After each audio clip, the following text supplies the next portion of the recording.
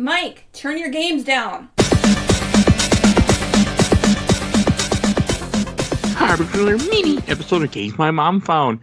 I am Mike Albertin, and who's running on empty with me tonight? This is Blair Farrell from Comic Book Video Games, here to talk about a game starring Wally, who can really move. Wally, he's got an attitude. We're here to talk about a game that is barely on YouTube if you search it, by the way. Justice League Heroes The Flash, which is for a Game Boy Advance game that came out in 2006, developed by WayForward and published by Warner Brothers. A game that I actually beat apparently 4 years ago today, the day we're recording this, in the end of May, per Facebook told me. I was like, oh, cool. Yeah, I saw your memory up. So I actually didn't even know this game existed until 4 years ago. I was in a Facebook group randomly. Some guy started talking about like great GBA games that no one talks about, and he mentioned The Flash and he mentioned Star Wars Episode 3, which are both beat 'em ups, and I was like, okay. And I tried both, but I was at the time I was playing it on a phone, and I don't know if you know this, but some games don't really go good on a phone when you have really shitty controls. Yeah. I don't know how I heard it. Yeah, I don't know how I heard about it. I was probably just poking around online or on EGM.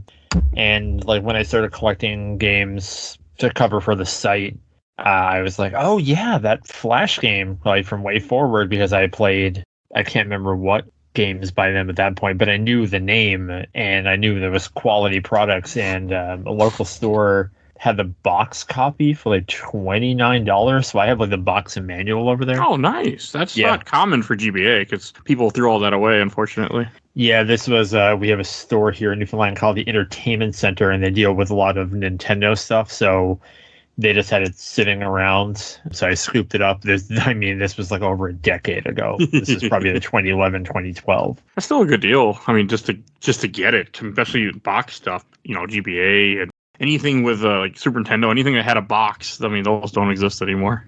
Yeah, it says they never used the awesome Genesis clamshell idea. The greatest cases known to man. I do like those cases. And then they switched to cardboard and they suck. I find it, like, this game is even hard to look up, because like when I was Googling it just now, I had to type in Justice League Heroes The Flash. Otherwise, I couldn't, if I type in Flash GBA, like, that did not work very well for me. Yeah, it's going to, like, look for Flash games. Yes. Not what I was looking for. But also, This game doesn't have a lot of, like, not only a lot of people really know about this game.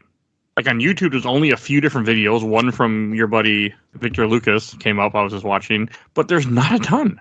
Well, just look at the context and time that it came out. Like, so this came out in late 2006. So by that point, the DS was out for 2 years. The DS Lite was already out. So the GBA was on its way out. I didn't even think about that fact. PS3 was coming out, if not out already. I can't remember when Justice League Heroes proper came out. I can tell you. 2 seconds. The Wii was out. 06, October. Okay, so the PS3 and the Wii were coming. And the PSP and the DS were kind of the hotness at the time. So to have a Game Boy Advance game come out, I mean, it's not going to get a lot of like press.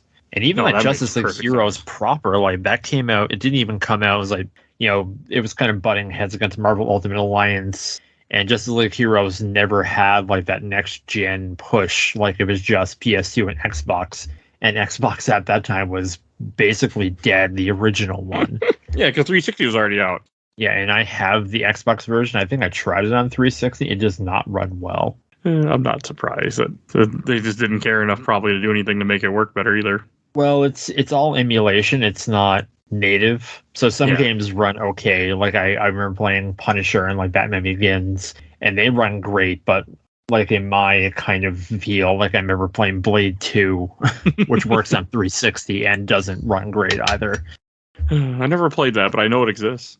But I was just surprised in general, like when someone told me there's a Flash game, because like I had no idea that there even was a Flash game. I know there's 3.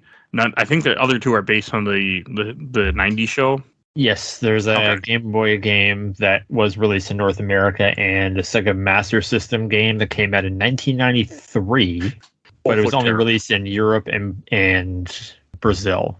It's impressive. like the speed is really good, but it's punishingly difficult, and the level design sucks, and there's really strict time limits. And you can read my review, which will be up by the time this comes out. Yes. Because it's the first Master System game I own. I have it on my shelf.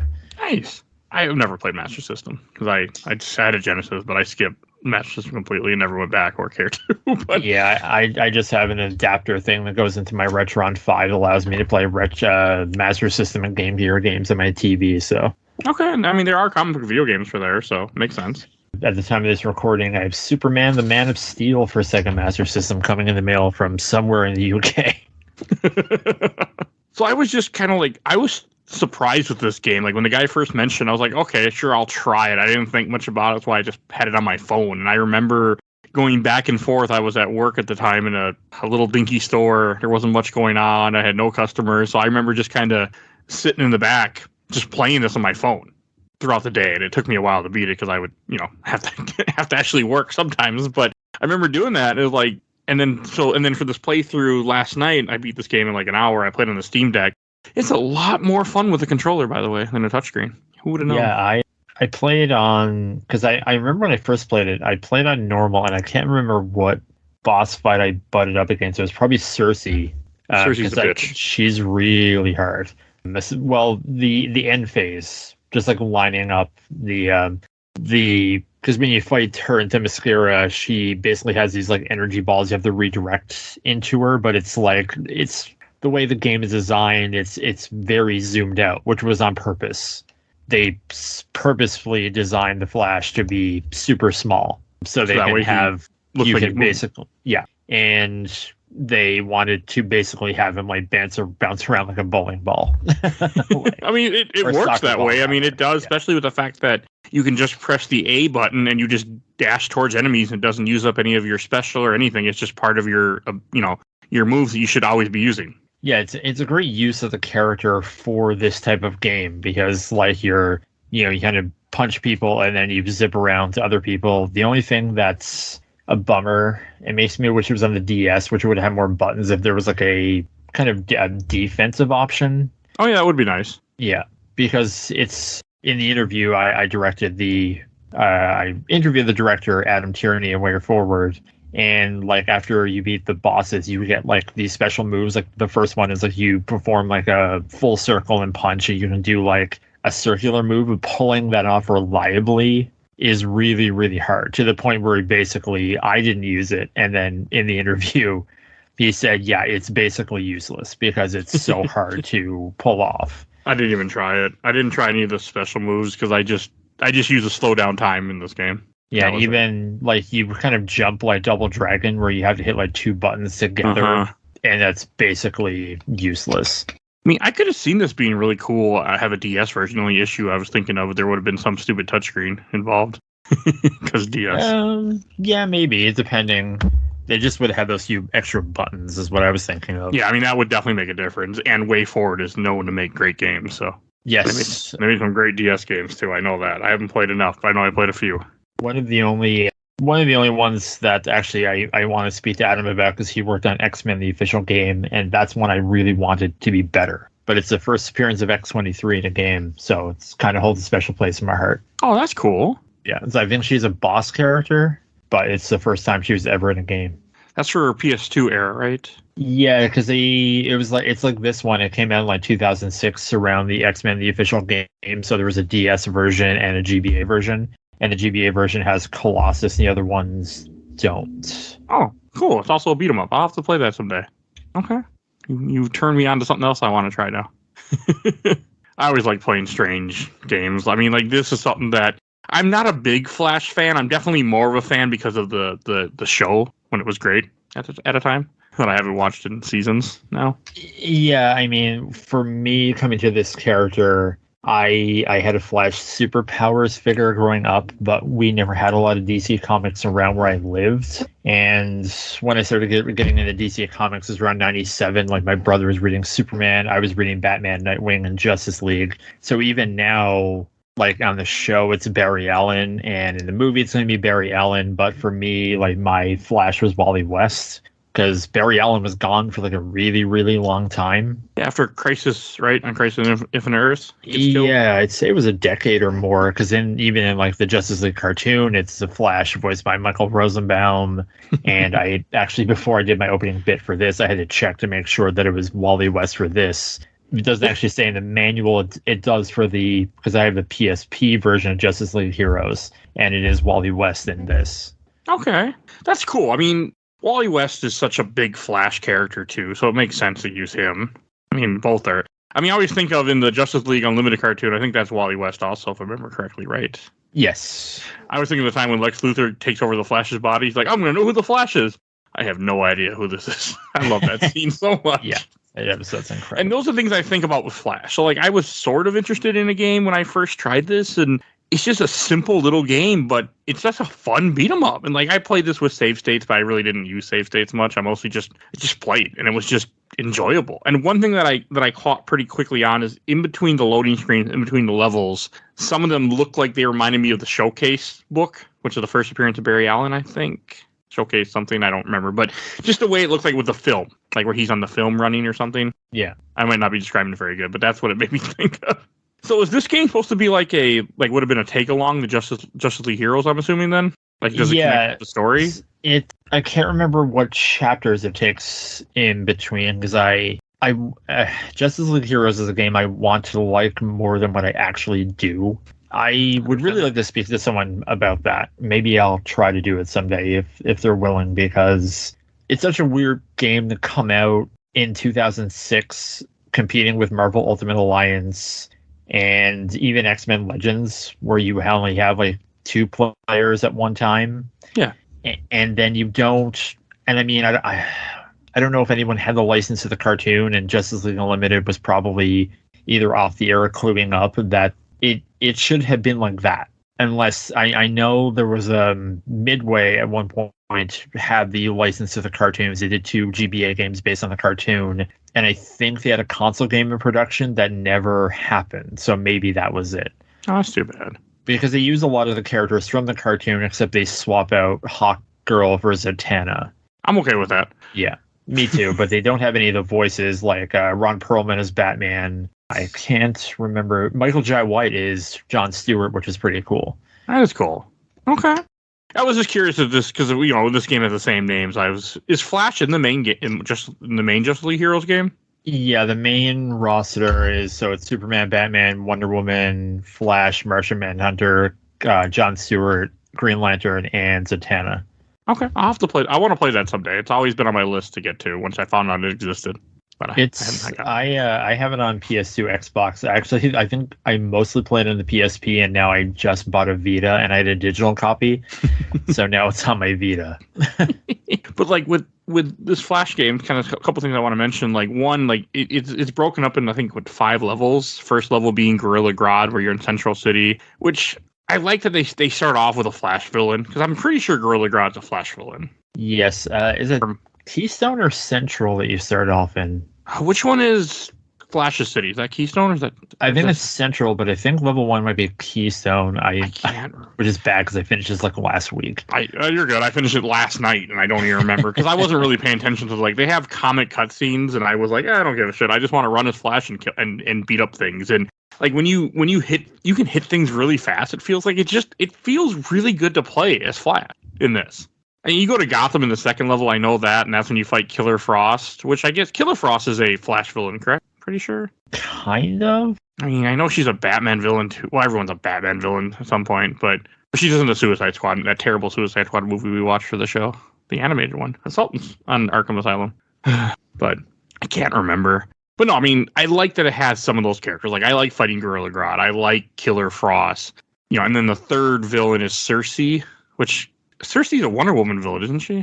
Yeah, well, I mean, it's in Themyscira, so... And then they pull in... Because you can summon kind of heroes that help you. I mean, you start off, you have Superman, Wonder Woman, and Martian Manhunter, and then they add Green Arrow and Black Canary. Yep. I was surprised there's no Batman. Yeah, I think I brought that up when I asked him, and he was actually surprised that they never got Batman either. I mean, just like you would think it'd be at least the Trinity. Wonder Woman, Superman, Batman, and like Martian Manhunter is cool and all, but I'm like, Martian Man, and then Green Arrow. I'm like, really? Green Arrow in '06? Green Arrow would, well, I guess the Green Arrow show is already out at this time, so there would have been actually more of a love for him, where back then there was no love for him. Nobody cared about Green Arrow before that show, I feel like. Well, he was on Smallville. Oh, yeah, he was. Although I can't remember when. It's season 5 or so he shows up, and he's off and on, then he becomes a main cast member in 7 or 8, and he sticks around. I tried to watch the entire series, but that did not happen. He was a pretty big deal in Justice League Unlimited, too. Like, he was in a lot of episodes, like that great date night episode with Question and Huntress and Black Canary. Oh, okay. No, you are right then. Maybe I'm just thinking that people I didn't like him, but he's in a lot of stuff. Maybe just I didn't like him that much until the Arrow show. I mean, this game does have simple gameplay, but it's a beat 'em up, and it works well for that. And it, like, you have your meter that you fill up as you're punching enemies and doing things, which then you can slow down time and then punch do a lot more damage to them. It was never boring. Like, I mean, the levels are short enough where it didn't really grate on me, and it only takes less than an hour to beat. So yeah, the worst sin a game like this can pull.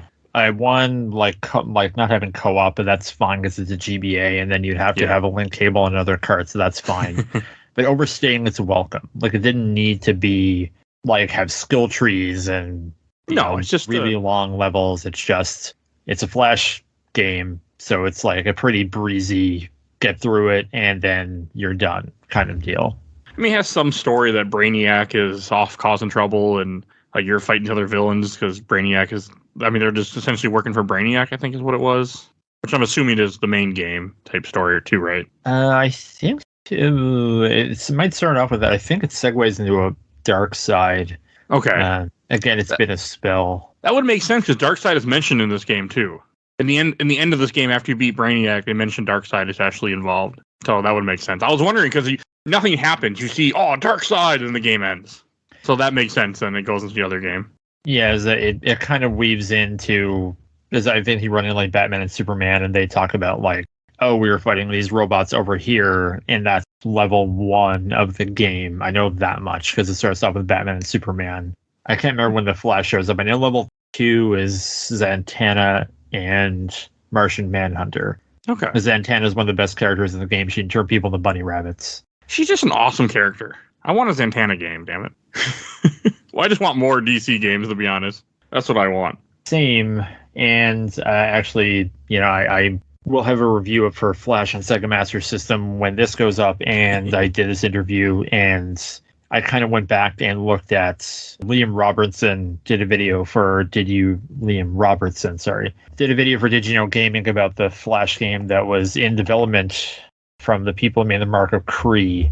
And it really bums me out that never came out. That bums me out too, because Mark of Kree is actually a decent game. Yeah, I never played Rise of Kasai, but they were super passionate. They had a lot of it built, and I think they were starting to rig some of the bosses. But then the publisher, who's this company called Brash Entertainment, that basically got all this money from investor bros because of like, we're just going to make games based off license. They had Superman and Flash, but then they put out like a Chipmunks game and like Space Chimps or something, and basically screwed the pooch and ran out of money. And I have a copy of Space Chimps for 360, by the way. I don't know why, but I have a copy of it. Brash, thanks you.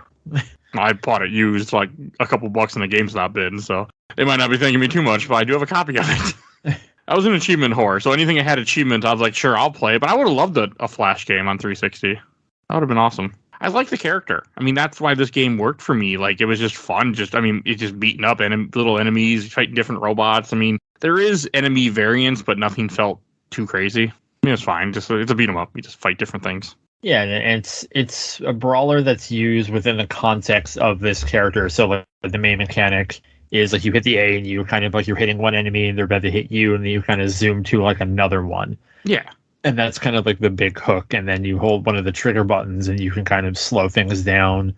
But that's all like based on a meter that you can fill up with by hitting enemies and collecting like lightning bolts in the environment by like smashing light poles and stuff. And this game was easy enough. Like, it wasn't that, like, I played on easy and it wasn't that challenging when you had a real controller. Yeah, and there's a few bonus modes. There's a boss rush mode, and like one of the cooler bosses is with Zoom, and it's a race. I did like that. And you kind of like have to keep up with him and kind of dodge obstacles. And one of the bonuses is that Superman and Flash have a race to see who's the fastest, so you kind of have to like hit enemies to kind of boost yourself above Superman, which is like absolutely awesome, and it's like a great bonus mode. And one of my favorites too is there's a making of mode, and it kind of goes into how you make a game. Like this is made in like 9 months, I think they said, or 6 or 9 months. Yeah, and where it's like they pitch it, and it's like here's how we like rig it and assign who we want, and it's like a really truncated look as to what goes into making a game. That's cool. I didn't mess any of the special features. I did do the Superman race, and I was going to finish it, and then I got sidetracked. I completely forgot that I didn't finish it, and then I'm just done. Well, but it was cool. That it's just like a boss rush mode. It's like kind of like your standard modes for like this type of game. Yeah. I like that Zoom's in this. I always appreciate Zoom. Well, mainly because of that first Flash season. That's why I appreciate Zoom the most now. But it was, first you race and then you fight him a little bit, and it was fine because you had to slow down at the right times because, again, he's running fast just like you are. So it was cool. The Cersei fight is okay. It's a little annoying, like you were talking about earlier, where these giant balls of energy are coming after you, and like it was just, it was really hard on a touchscreen, by the way, with no controller. I can tell you that. Yeah, I can only imagine because I was playing on a DS Lite because Game Boy Advance games look so good on one of those, which is why people kind of like crack off they have DSs and they mod them and take off the top screen, so it's basically just a Game Boy Advance. Which is fair. Game Boy Advance is a really great system that has a lot of gems on it. Yeah, and I have an SP and I really like it, but I appreciate longer handhelds more than narrower ones. Because the GBA SP like really hurts my hands after extended use. I can understand that. It's something what I liked about the original GBA over the SP, even though you can't see anything. You can. You just got to be under a bright light. Yeah. I never had a GBA or an SP. I didn't. That's why I skipped. I missed so many of these games. It wasn't until my first DS that I got. I think it was in 2005. I have a launch model that I bought off a friend of mine who bought it and wanted to sell because he wanted a guitar. Well, that was the thing, because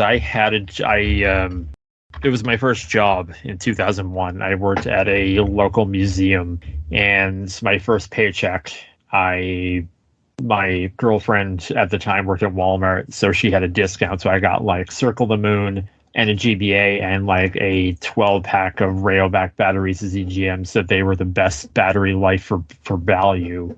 But because it was a launch model, you couldn't see anything. Like I finished Super Circle the Moon. It's also very dark. And I would play a few Mega Man games now here and there, but like I never really got into like a lot of the library. Like I listened to your Boktai episode. That was a game I wanted to play, but given how much Game Boy games were, and like I couldn't see them. Like a friend gifted me a Golden Sun one time. That's a great game, by the way. And I'm not a big RPG guy, and I was looking at it, I was like, to play this for 40 hours like under a lamp, like I don't really want to do this. No, I get that 100%. But when I got my DS Lite, that's when I started buying a lot of GBA games. Like I remember playing Circle the Moon, and I was like, oh, this is what it looks like. Mm-hmm. I beat Circle the Moon once on a phone. On a touchscreen. I need to go back and replay it again for this podcast and experience it the correct way, not on a phone. So that's when, like when I got my DS, it was like, oh yeah, I'm going to get Metroid Fusion and kind of play Metroid Zero Mission again, just like kind of catching up, because the DS Lite was, my life for like a very, very long time. It's a good system. I unfortunately didn't play much DS. That's another library that I'm trying to go back and fill because I missed so much of it. Same with GBA. Like that's one reason I did play this game originally, because I'm like, well, I've skipped so much of it. I just need to try more. You try Elite Beat Agent. It's one of the greatest games of all time. I know you're not the only person that tells me that, but we'll see. If my plan works of what I'm trying to do with my DS, then I will. Yeah, but you try not to cry during the Chicago level. That's all I'm saying. And the other thing with this Flash game, the last level, essentially you go to Brainiac, and then you have to go to you go back to Metropolis, you fight a bunch of Brainiac stuff, and you do fight cool little brains with tentacles. I did like that. Little Brainiac drones, or the hell they are. Yeah, they were hard to kill those. I remember they would always grab you, and I'm assuming you played with the sound off? No, I had sound on. Okay, because one thing I will say about this game is that the voice clips drive me absolutely crazy.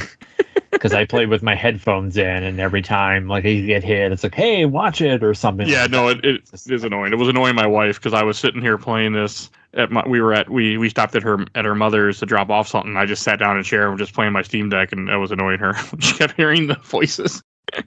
Yeah, they were very frequent. I mean, it's impressive because it's GBA, and I know Superman. I can't remember who voices him in the console game, but I know it's the same voice.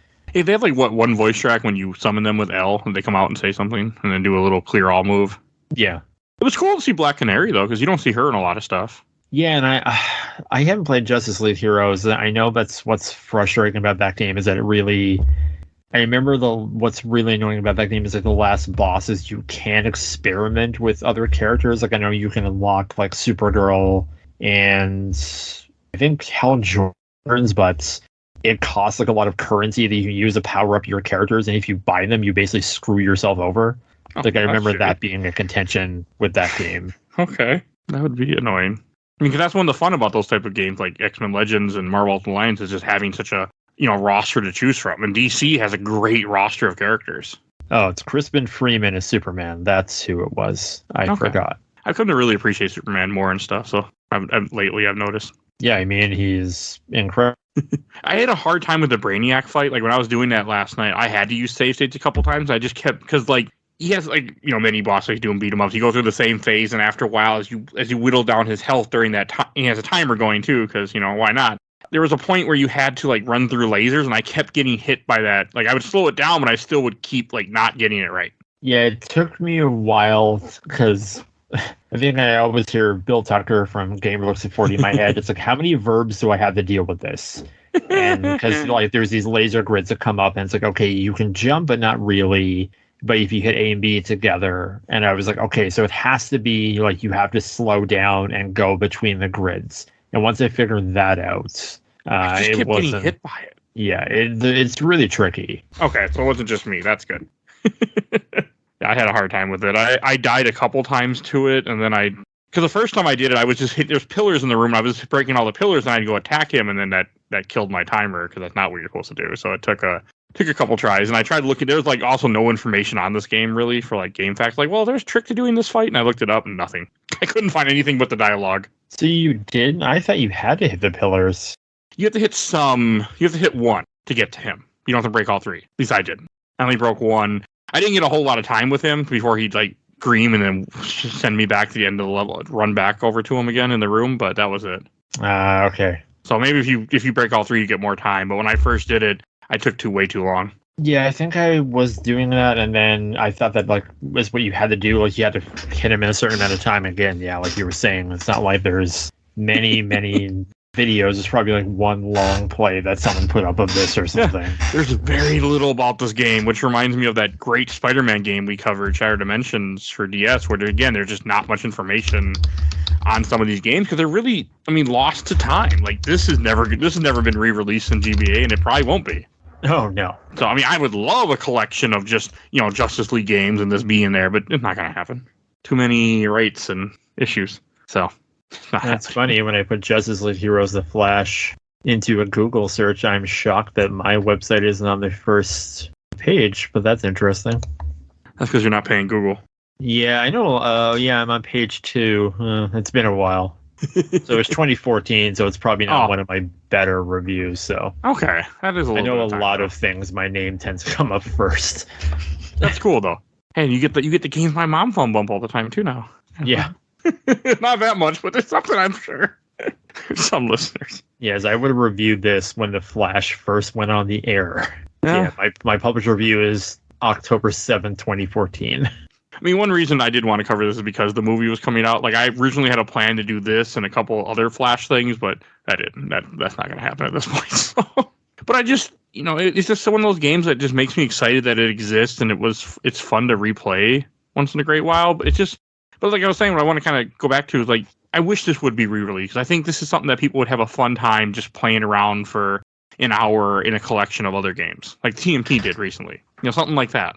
Yeah, and that's kind of why I started comic book video games, is because there's a stigma towards licensed games, and maybe that's rightfully earned because a lot of them were bad, but some because they were taken for work, but other times people were passionate about those licenses, but then time and budgets and other factors made them turn out a certain way. But every so often you get something like this that people probably saw or didn't see because no one was shopping for Game Boy Advance games in 2006 and just didn't get any press.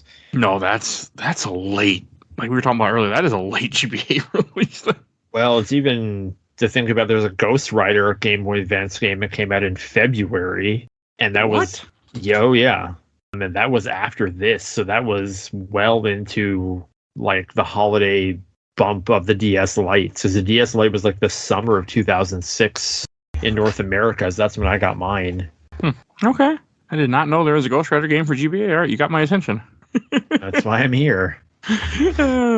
But no, I like licensed games. No, I agree. Like there is a hate for them. But I've come to like find out, as long as you don't expect a whole lot, there can be some really fun little ones to play. And this is one of them where it was just a fun beat 'em up. I mean, maybe not worth like, $50 or something like, or whatever it was, it would have came out at the time. But they could go back to this, would have been a great game to like just. I mean, like, it's too bad this never was on like a Wii shop or something, because I feel like people would have bought this for like $8 on the Wii U shop easily. Yeah, it's just, and it's the thing about all these games too, is that this is the era where like WB Games was publishing, because I know before they would license them out, like Justice League games came out for Midway, and other people like Aquaman was TDK Mediactive, everyone's favorite publisher. But they probably own the publishing rights. They probably own the rights to all this, plus they own DC, so it's not like it's a big licensing push. You just need someone like a Digital Eclipse to say, hey, like, there's a market for like these things now. Like, let's strike while the iron's hot. I mean, there definitely is a market, though. Like, if you released a collection of just, Justice League games, that would sell. Easy. I would buy it on Steam. I can tell you that. It has to be Steam, because that's just me. But, stuff like that it's just, you're right. There's a huge market for it now. And especially you see like limited run games. They just announced they're doing a collection of Jurassic Park games. Like they have the Jurassic Park Super Nintendo game. That's a good game. I don't think they have the Genesis game. So I think it's like the Nintendo game, a Game Boy game, the Super Nintendo game, which I got for Christmas one year, and maybe a Jurassic Park 2, which is like a Contra style game. I just love stuff like that when they're able to bring games back. So. Yeah, like they did like Bill and Ted, because why not? Like it's like, hey, we're gonna get the Bill and Ted games and put out like the Bill and Ted. Okay, so it is Jurassic Park 2. Nice, that game is pretty good. I played Jurassic Park 1 for Super Nintendo when I was a kid, and I've never finished it, and I've always been meaning to go back to it and play it on this podcast. But it's hard. Well, I'll be cheating like a felon, but I have. Well, it's not that it's challenging. It's just that it's very confusing as to what you need to do. Yeah, no, I remember that because we played it with no guides and no internet, and we never really got that. We couldn't figure out what to do. So I completely can believe that. All right, any more things that you want to mention about this Flash game? Yeah, I think it's a little GBA game, so I think we kind of touched on everything. Like it's just looking up eBay prices, sealed is like $100, so find it any way you can. Yeah, I mean, hey, $12 for a cartridge. Ooh, that's not bad. Yeah, I mean the manual is not like, if the game pretty much teaches you everything. So if you just want to play it and you're a stickler like me who just kind of wants the cart to put on a shelf or somewhere, then yeah, give it a look. Okay. I'm happy that it's not like a crazy expensive, but I'm always big about play any way you can for things, especially things like this where like it's a licensed property, it ain't coming back. So and before, like when I was buying licensed games, they were super cheap, and now that Marvel is so ubiquitous in pop culture and people want to go back and play like Shattered Dimensions and Web of Shadows, like you couldn't give those away at GameStop once upon a time, and now like at my local game store, like Web of Shadows on PS3 is like $100. Yeah, no, I have all those games too for 360, and it's like, I mean, I want that stuff to get re-released in a pack, but I don't know if that will happen. Maybe I think the Activision Blizzard deal will have to go through, but even then, like I don't think they care that much about this. Although it could happen because Microsoft has a lot of backwards compatibility built into the Series X, so who knows? It would sell. Sam, you put this on a DC collection, it would sell. Easy. For sure. All right, let's go to Shelf Stacker Box. And I'll go first. I'm going to put this in the stack. I enjoyed it. I'll probably play it again because I played it 4 years ago and I've been actually meaning to put it on this podcast for a long ass time. So, but I'm still going to put it in the stack. But it's a game that I think of and I will recommend to people always because it's just a cool little game, but nothing extravagant that I want on my shelf. And what about you?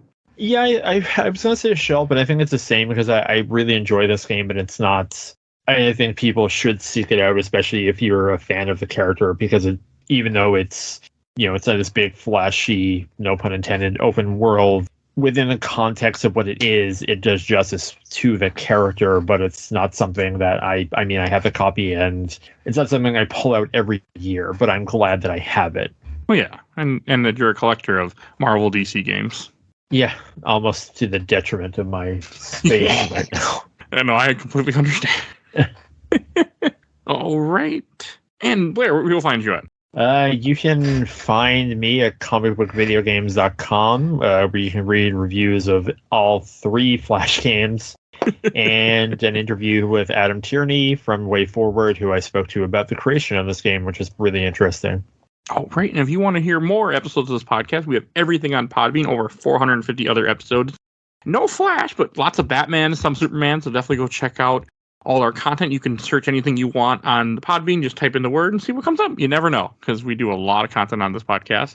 Movies, games, TV shows, comics, all sorts of stuff. You want to support the show, we do a Patreon. For $1 you can vote in our Patreon poll. You'll see a link in the show notes to our Patreon. Every month there's a different poll. Also, if you want, we have Discord. If you want to join us and chat with us, you'll see a link in the show notes to that. I want to give a shout out to my awesome intro and outro, courtesy of Helena at Hell Hasphere. You can follow her on TikTok, and give a shout out to my buddy Bill Tucker to his own podcast, The Gamer Looks at 40. You'll see a link in the show notes to that too. And please follow us on Facebook, Instagram, Twitter, and on YouTube. And just like that, we're gone with a flash. Bye.